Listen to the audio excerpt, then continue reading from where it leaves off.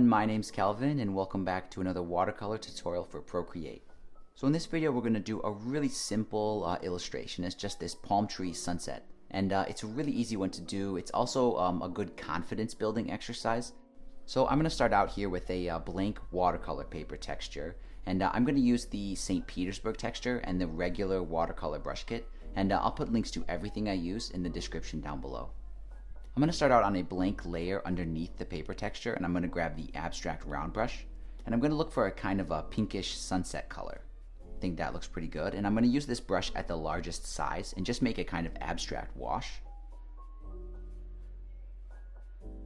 And I did go over it twice, so I have this slightly darker area, so I'm just going to grab the water blender and just try to soften everything up a little bit. And after that I want to add a sort of ombre fade. So I'm going to grab the selection tool set to freehand, just make a selection like that and feather it out. Then I'll go to hue, saturation, and brightness, and I'm just going to shift the hue and the saturation until I find a kind of a yellowish color. There we go, that looks pretty good, and I can move on to the palm trees, and I'm going to start by doing the trunk of the palm tree. So I'll make a new layer, and I'm going to use the same abstract round brush, and I think I'm going to use a kind of grayish color for the palm trunk. And I want to do two lines like this, but one should be higher than the other. And I'm going to use the eraser brush, and I'm going to try to make these a little bit more parallel. I don't want them to be sort of tapering.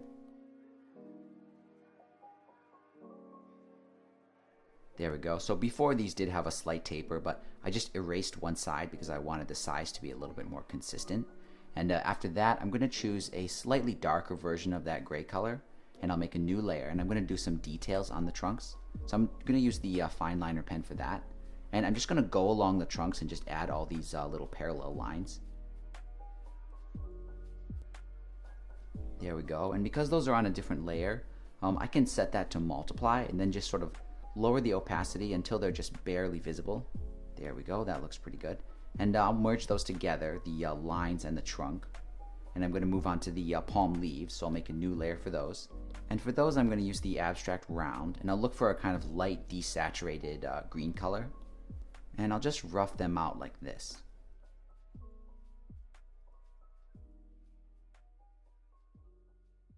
And after that I want to go in there with the water blender and just sort of mix up some of those hard edges. It might be easier to see if I turn everything else off. There we go, and now I want to add some details to these as well, so I'll make a new layer and select a slightly darker version of that green, and I'm going to use the fine liner pen again, and at maybe 20%, I'm just going to add a center line to each of these, and I'm also going to go again and just do all these palm leaf lines like this.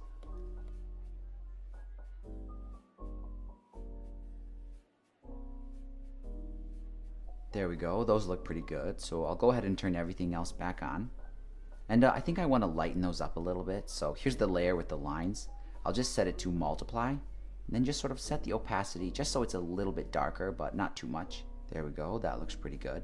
And now I want to move on and add some shadows, so I'll merge these two layers together, and then go back to the layer with the trunks.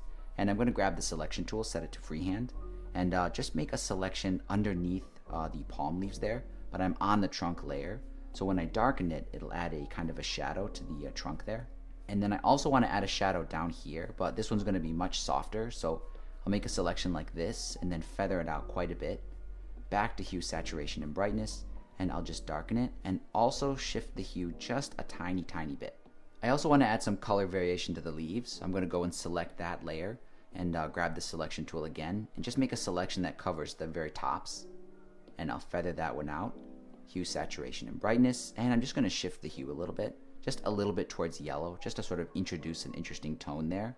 And I'm going to make another selection along the bottom, feather it out, and this time I'm going to introduce a little bit of blue using the hue slider. And I do have some transparency issues going on. You know, you can see the background sort of coming through the leaves, and I want to fix that.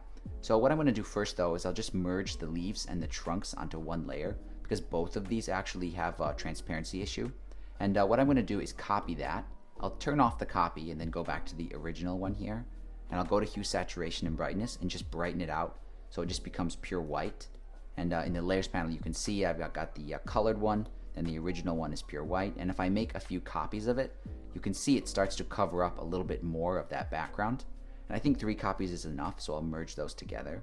Now when I turn on the colored one, you can see it lines up perfectly with the white one, and we can't see the background sort of coming through the background there. So I'll go ahead and merge those together.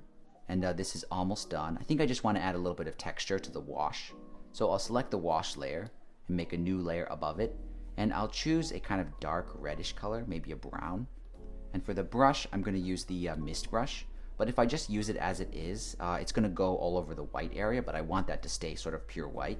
So what I'm going to do is first, using the freehand selection tool, I'm just going to roughly isolate the background here, just like that. I'll feather it out just a tiny bit, maybe 10%. And now when I use that mist brush, as long as this selection is active, it'll sort of stay inside the boundary there.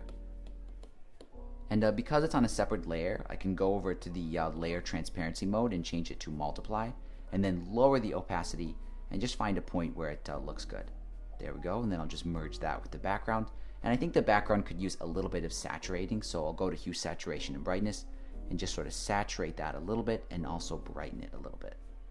And there we go, this one is all done. As you can see, it prints out really nicely, and I'm really satisfied with the way it turned out.